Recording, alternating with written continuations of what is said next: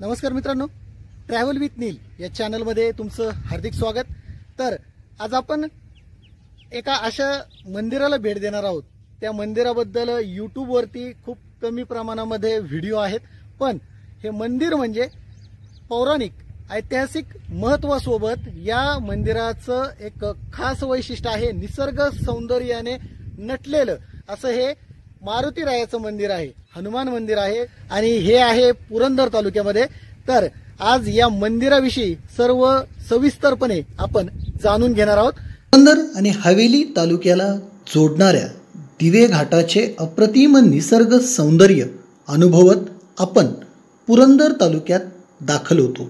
जसा दिवे घाट संपतो तसे आपल्या डाव्या बाजूला दिसते ती संत श्रेष्ठ ज्ञानेश्वर माऊलींचं पालखी विसावा मंदिर। या मंदिराच्या अगदी शेजारी एक रस्ता जातो, तो झेंडेवाडी गावामध्ये। पुरंदर तालुक्यातील झेंडेवाडी गावामध्ये जाणाऱ्या या रस्त्याने आपण झेंडेवाडी गावात गेल्यानंतर हाच रस्ता पुढे एका सुंदर अशा निसर्गरम्य वातावरणातील मारुती मंदिराकडे जातो। या मंदिरास पौराणिक ऐतिहासिक महत्त्व असून या मंदिराचा परिसर हा अप्रतिम निसर्ग सौंदर्याची व आध्यात्मिक अनुभूती देणारा आहे।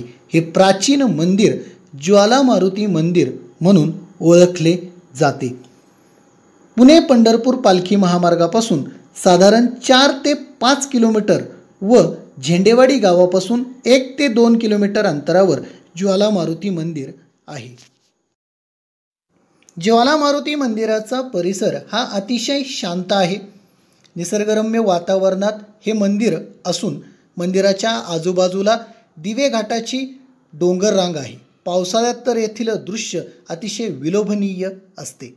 आपण नव्याने तयार केलेल्या पायऱ्या चढून मंदिराच्या परिसरात प्रवेश करतो आणि समोर आपल्याला एक छोटेखानी श्री गणेशाचं मंदिर दिसतं। या मंदिरात श्री गणेशाचे अतिशय आकर्षक सुबक अशी मूर्ती आपणास पाहावयास मिळते। श्री गणेशाच्या दर्शनानंतर आपण पुढे गेल्यानंतर आपल्याला दिसते ते भगवान विष्णूंचं मंदिर। भगवान विष्णूंच्या या मंदिराचं एक अनोखं असं वैशिष्ट्य आहे। भगवान विष्णूंच्या या मंदिरामध्ये विष्णूंच्या मूर्तीच्या समोर आपल्याला ओट्यावरती पादुका दिसतात। या पादुका ह्या दिवेघाट चढून आल्यानंतर श्रीसंत श्रेष्ठ ज्ञानेश्वर माऊलींची पालखी ज्या विसावा मंदिरामध्ये विसावते त्या मंदिरातील या पादुका असल्याचं सांगितलं जातं। तेथील जुन्या पादुका हे या विष्णूंच्या मंदिरातील ओट्यावरती बसवण्यात आल्या आहेत। सोबतच हा जो ओटा तयार करण्यात आलेला आहे, या ओट्याच्या खाली जय श्रीराम किंवा राम नाम लिहिलेल्या शेकडो वह्या ठेवलेल्या आहेत असं सांगितलं जातं। एकंदरीतच अतिशय अनोखं असं हे श्री विष्णूंचं मंदिर आहे। आता आपण ज्वाला मारुती मंदिराच्या मुख्य मंदिरामध्ये चाललो आहोत। ज्वाला मारुती मंदिरातील मुख्य मंदिराच्या आतमध्ये आपण प्रवेश करताच आपल्याला भिंतीवरती श्री परशुराम रामप्रभूंचा दरबार श्रीकृष्णाचं चित्र भिंतीवरती रेखाटलेलं दिसून येतं। समोर आपण बघतो तर ज्वाला मारुती मंदिर दिसतं। ज्वाला मारुती मंदिराच्या प्रवेशद्वाराच्या भिंतीवरती आपल्याला जय सीताराम, जय राम, जय श्रीराम, राम नाम हे याचं चित्र रेखाटलेलं दिसतं। आतमध्ये आपण गाभाऱ्यामध्ये जाताच समोर आपल्याला दिसते ती हनुमानाची मूर्ती। मारुतीरायाच्या या प्रसन्नचित्त व बलशाली बलप्रभू या मूर्तीकडे बघताच आपल्याला एक प्रसन्नचित्त भाव निर्माण होतो आणि आपल्या या भक्तिभावाने आपण या गाभाऱ्यामध्ये प्रवेश करतो। या मंदिराची गाभाऱ्याची जर रचना बघितली तर ती अतिशय आकर्षक अशी आहे। या मंदिराची नव्याने जीर्णोद्धार केल्याने रचना ही आधुनिक झालेली आहे, परंतु या आधुनिकतेतही एक भक्तिभाव, एक प्रसन्नता ही या गाभाऱ्यामध्ये आपल्याला जाणवते। मंदिराच्या गाभाऱ्यातील मूर्तीकडे आपण ज्यावेळी बघतो तर समोर जी ज्वाला मारुतीची मूर्ती आपल्याला दिसते, ही मूर्ती 2 टप्प्यांमध्ये असल्याचं दिसून येतं। यामध्ये एक मूर्ती ही खाली झोपलेल्या अवस्थेत तर एक मूर्ती ही उभ्या असलेल्या अवस्थेमध्ये असल्याचं दिसून येत आहे। ज्वाला मारुती मूर्ती ही अतिशय आकर्षक आहे आता या ज्वाला मारुती मंदिराबाबतीत जी आख्यायिका आहे किंवा हे मंदिर कशा पद्धतीने उभं करण्यात आलं, ही मूर्ती कुठे सापडली किंवा या मूर्तीच्या बाबतीतल्या सर्व आख्यायिका ही आम्ही येथील स्थानिक रहिवासी हबप संतोष महाराज झेंडे यांच्याकडून या मंदिराबाबतीत जाणून घेतलं. आता आपण आहोत पुरंदर तालुक्यातील झेंडेवाडी येथे. दिवे घाटाच्या ज्यावेळी दिवे घाट पार करून तुम्ही येता त्यावेळी आपण ज्या पुरंदर तालुक्यामध्ये येतो त्या पुरंदर तालुक्याचं लागणारं पहिलं गाव म्हणजे झेंडेवाडी. आणि या झेंडेवाडीमधील अगदी प्रसिद्ध असं जागरूक देवस्थान म्हणून ओळखलं जाणारं ज्वाला मारुती देवस्थान. या देवस्थानमध्ये आता आपण भेट देणार आहोत. त्या ज्वाला मारुती त्या बाबतीत आपण आता माहिती घेणार आहोत आणि जाणून घेणार आहोत. आता माझ्या सोबत आहेत हबप संतोष महाराज झेंडे आणि हे यांचा चांगल्या पद्धतीचा या मंदिराच्या बाबतीत अभ्यास आहे आणि यांच्याकडून आज आपण जाणून घेणार आहोत की यामागे काय आख्यायिका आहे, या मंदिराचं महत्त्व काय आहे आणि या मंदिराची वैशिष्ट्ये काय आहेत. हे मारुती मंदिर खूप जुनं आहे. पूर्वी हा मारुती निवडुंगात झोपलेल्या अवस्थेत होता. म्हणजे असं सांगितलं जातं की इथं गुप्त बैठका वगैरे पूर्वी व्हायच्या, म्हणजे शिवकालीन काय म्हणजे छत्रपती शिवाजी महाराजांच्या छत्रपती शिवाजी महाराजांच्या काळात. तर हा झोपलेला मारुती होता, म्हणजे मूर्ती सपाट होती. पण इथं असणारे पिंजन स्वामी यांनी दृष्टांत इथं आले होते. तर त्यांनी बघल्यानंतर काय गावकऱ्यांना सांगितलं की बाबा ही मारुतीची मूर्ती आहे इथं, तिला उठवा. बरेच प्रयत्न केले पण ती उठली नाही. स्वतः पिंजन बाबा स्वामींनी एकट्याने ही मूर्ती उभी केली आहे. तेव्हापासून ही मारुती मूर्ती आहे. तर सद्गुरूचे सीताराम बाबा हे इथं आल्यानंतर ह्या परिसराचा बराच डेव्हलपमेंट झाली. बाबाजींनी ह्या मूर्तीचा म्हणजे असणारा ह्या मूर्तीवर बराचसा शेंदूर होता. जवळजवळ 5-6 पोती शेंदूर निघाला याच्यावरून. तर म्हणजे किती मूर्ती जुनी असेल पहा तुम्ही. मग त्या मूर्तीवरचा शेंदूर काढून बाबांनी मूळ रूप त्या मूर्तीला दिले. हे ज्वाला मारुती किंवा जळका मारुती काय म्हणतात या बाबतीत काय सांगतात? आख्यायिका सांगितली जाते. जेव्हा लंका जाळली, लंका जाळून मारुतीराय आले तेव्हा ते इथं आले. बर तर ज्वाला मारुती हे मूळ, पण जळका मारुती म्हणजे अपभ्रंश. स्थानिक लोकांचा ज्वाला मानण्याचा दृष्टिकोन. आणि मग जळका म्हणजे जाळून आलाय म्हणून जळका. बर मग बाबाजींनी त्याचं मूळ परत नाव साधन सांगितलं की बाबा जळका म्हणत जाऊ नका, ज्वाला म्हणा. म्हणजे त्याचं मूळ नाव आहे ते त्याला राहू द्या. इथं असणारे सद्गुरू सीताराम बाबा यांनी ह्याला परत ज्वाला मारुती नाव दिलं. आणि मग जळका मारुती रूढ परंपरा आता बुतच चालली. आता मूळ नाव हे ज्वाला मारुती असं ज्वाला हे त्यांना मिळालं. आता तुम्ही म्हणता की लंका जाळून मारुतीराय हित आले, मग ते ह्या ठिकाणीच थांबले म्हणून मग ज्वाला मारुती. ज्वाला मारुती कारण इथूनच जवळ रामदार आहे. असं म्हणलं जातं की रामांचं म्हणजे तळ जो होता तो इथं होता खाली. बर रामदार तिथं तळ असल्यामुळं मारुतीराय इथे येऊन स्थिरावले. आणि मग रामाला वार्ता सांगायला गेले की सीतेचा शोध लावला म्हणून. बर म्हणून इथं स्थिरावले अशी आख्यायिका सांगितली जाते. ज्वाला मारुती मंदिराच्या दर्शनानंतर ज्या परमपूज्य सीताराम महाराज किंवा सीताराम बाबांनी या ज्वाला मारुती मंदिराचा विकास केला, या मंदिरास त्यांनी खऱ्या अर्थाने नावारूपास आणून या मंदिराचं जतन संवर्धन केलं.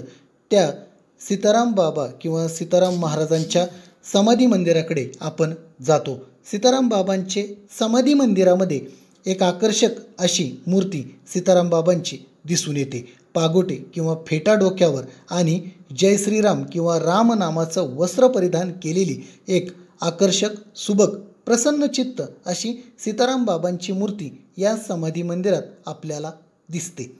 6 मे इसवी सन 2011 शके 1933 अक्षय तृतीयेच्या दिवशी सीताराम बाबांनी समाधी घेतल्याचा उल्लेख या ठिकाणी आपणास आढळून येतो. ही सद्गुरू सीताराम बाबांची समाधी काय अक्षय तृतीयेला आता तुम्ही वाचला असेल, वैशाख शुक्ल तृतीया म्हणजे अक्षय तृतीयेच्या दिवशी बाबाजींनी समाधी घेतलेली. तर बाबाजींचं सांगायचं वैशिष्ट्य असं की बाबाजी जवळजवळ 40 वर्ष इथे येऊन स्थायिक झाले. त्यांचं मूळ नाव रामदास होतं, पण त्यांनी कुणालाही कधी आपलं नाव सांगितलं नाही. फक्त ते सीताराम म्हणायचे किंवा गोविंदा म्हणायचे. नाम जप करणे हा बाबाजींचं म्हणजे मत होतं.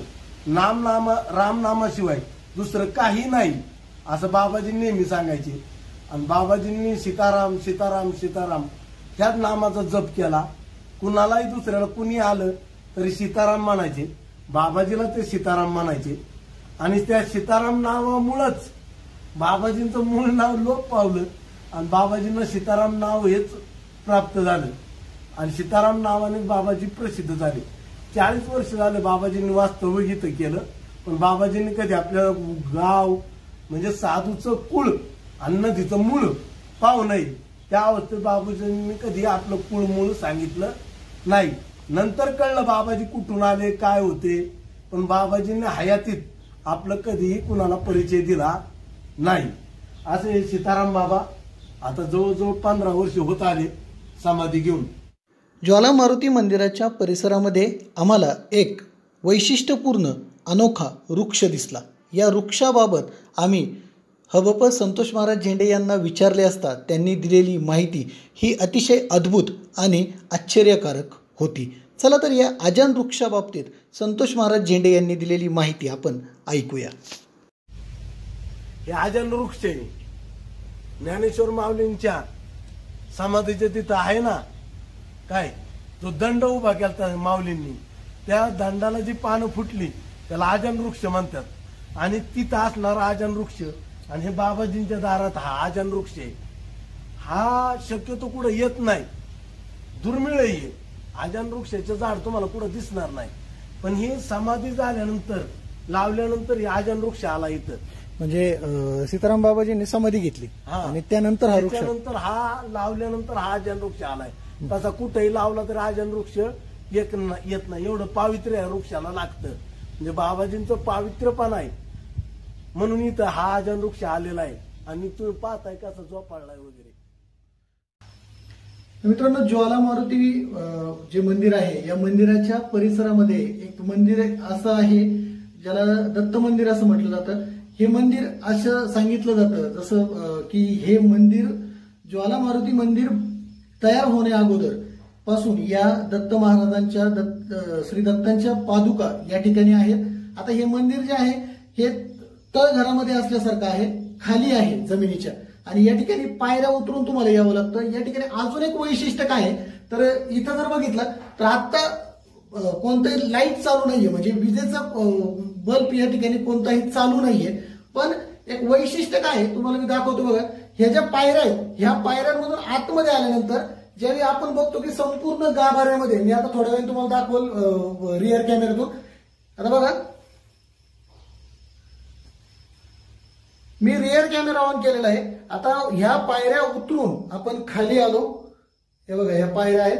आणि आता एक वैशिष्ट्य काय आहे की ज्यावेळी आपण यामध्ये आलो तर मी तुम्हाला पहिलं हे दाखवतो की इथला जो बल्ब आहे तो बंद आहे. आता तुम्ही आता बघत असाल, पण एक वैशिष्ट्य काय आहे की या गाभाऱ्यामध्ये तुम्हाला अगदी उजेड असल्यासारखं दिसेल. तर ही वास्तुशास्त्राचा एक अप्रतिम नमुना म्हणावा लागेल की तुम्ही बघा, मी आता तुम्हाला दाखवतो की ह्या ज्या पायऱ्या आहेत त्या पायऱ्यांमधून येणारा सूर्याचा प्रकाश हा बरोबर त्या पादुका आणि समोर जी मूर्ती आहे या मूर्तीवरती पडतोय. एकंदरीत काय की या गाभाऱ्यामध्ये प्रकाश योजना म्हणजे ज्यावेळी या ठिकाणी वीज नसेल त्यावेळी सुद्धा ह्या सूर्याची किरण बरोबर त्या पादुकांवरती आणि आतल्या गाभाऱ्यामध्ये पडत असतील. म्हणजे एक वास्तुशास्त्राचा एक अप्रतिम नमुना आहे की खाली जर बघितलं आपण तर साधारण एक 3 ते 4 फूट किंवा 5 फुटाहून जास्त हे अंतर असेल की खोली असेल ही. आणि या ठिकाणी बरोबर समोरून हे समोर जर बघितलं आपण तर असंही नाही की संपूर्ण मोकळं आहे असं, तर त्या ठिकाणी बरोबर बघा समोर मंदिर आहेत, आता ती झाडं आहेत, तरी देखील बरोबर सूर्याची किरण ही ह्या मूर्तीवरती आणि पादुकांवरती पडतायत. आपण नेहमी जे म्हणत असतो की इंजिनिअरिंग जे आहे तर जुन्या काळातील, आता या ठिकाणी सांगितलं जातं की ज्वाला मारुती मंदिर तयार होणार अगोदरपासून या पादुका या ठिकाणी आहेत. तर त्यावेळी पुराण काळामध्ये कशा पद्धतीने वास्तूंची रचना केली गेली असेल हे एक अप्रतिम वास्तुशास्त्राचा नमुना असंच हे ज्वाला मारुती परिसर जे मंदिर परिसर आहे या ठिकाणचं दत्त मंदिराचा म्हणता येईल. मित्रांनो, मी आता उभा आहे ज्वाला मारुती मंदिराच्या परिसरामध्ये आणि आपण मंदिर परिसर बघितल्यानंतर एक विलोभनीय विहंगम असा एक निसर्ग सौंदर्याचा नजारा आपण बघणार आहोत. कारण ज्वाला मारुती मंदिर जे आहे हे आहे दिवे घाटाच्या अगदी शेजारी. म्हणजे ज्यावेळी दिवे घाट पार करून आपण पुरंदर तालुक्यामध्ये दाखल होतो तर तो जो दिवे घाटाचा जो डोंगर परिसर आहे त्या परिसराच्या अगदी खेटून पुरंदर तालुक्यामध्ये आहे झेंडेवाडी या गावातील हे ज्वाला मारुती मंदिर. आणि आता मी तुम्हाला जी गोष्ट दाखवणार आहे ते आहे दिवे घाटाचं निसर्ग सौंदर्य. आता सध्या मान्सून चालू आहे आणि हिरवगर्द शालू पांघरलेला दिवे घाटाचा हा परिसर, रिमझिम बरसणारा पाऊस, थंडगार वारा आणि या सोबत ही जी हिरवळ आहे जी या संपूर्ण दिवे घाटावरती हिरवा शालू पांघरलेला आहे हे दृश्य तुम्ही जर एकदा ह्या काळामध्ये जर आता भेट दिली तर हा नजारा तुम्हाला याची देही याची डोळा अनुभवायच मिळेल. तर मी आता तुम्हाला तो व्ह्यू दाखवणार आहे. तर सर्वात महत्वाचं म्हणजे तुम्ही माझ्या पाठीमागे बघताय ते आहे पुणे शहर. एका नजरात सामावतं. दिवे घाटात जर समजा आपण उभं राहिलो तर एका नजरामध्ये आपण पुणे शहर सामावून घेऊ शकतो. यासोबत माझ्या मी आता थोड्या वेळाने तुम्हाला ज्यावेळी रिअर कॅमेरा दाखवल त्यावेळी तुम्हाला दिसेल. बघा, एक दाखवतो मी तुम्हाला. तुम्ही समोर जे बघताय ते आहे पुणे शहर आणि त्यानंतर झूम केल्यानंतर समोर ज्या काही गाड्या दिसत आहेत तो आहे दिवे घाट आणि जे उंच टोक दिसतंय डोंगराचं तो आहे कानिपनाथ गड उपगावचा पुरंदर तालुक्यातील. आपण लवकरच त्या गडाचा देखील व्हिडिओ बनवणार आहोत. पण तुम्ही जर बघितलं तर हा जो नजारा आहे ना हे निसर्ग सौंदर्य काय आहे पुरंदरचं वैभव, हा वैभवशाली निसर्ग सौंदर्य यासोबत पौराणिक ऐतिहासिक महत्व असणारा हा पुरंदर तालुका. एकदा तुम्ही पुणे भागातून जर आला तर पुणे शहरातून आल्यानंतर ज्वाला मारुतीकडे येणारा रस्ता हा अगदी सोपा आहे. तुम्हाला फक्त दिवे घाट पार करायचा आहे. दिवे घाट पार केल्या केल्या तुम्हाला तुमच्या डाव्या बाजूला संत श्रेष्ठ ज्ञानेश्वर माऊलींचं 20वं मंदिर दिसेल आणि एक कमान दिसेल. झेंडेवाडीचा बोर्ड तुम्हाला दिसेल आणि त्या रस्त्याने तुम्हाला आतमध्ये यायचंय. गावामध्ये आल्यानंतर कोणाला जरी विचारलं तरी देखील तुम्हाला सांगतील की ज्वाला मारुती मंदिर कुठे आहे. तसं आपण डिस्क्रिप्शन मध्ये डायरेक्शन देखील दाखवलेलंच आहे. तर तुर्तास आनंद घ्या या नजाऱ्याचा. मित्रांनो, आजचा ज्वाला मारुती मंदिराचा व्हिडिओ तुम्हाला कसा वाटला हे मला कमेंट बॉक्समध्ये नक्की कळवा. व्हिडिओ आवडल्यास लाईक करा, शेअर करा. ट्रॅव्हल विथ नील या चॅनलला सबस्क्राईब करायला विसरू नका. चॅनलला सबस्क्राईब करण्यासाठी व्हिडिओ खालील सबस्क्राईब बटनवरती क्लिक करा व नंतर येणाऱ्या बेल आयकॉनला प्रेस करायला विसरू नका. धन्यवाद.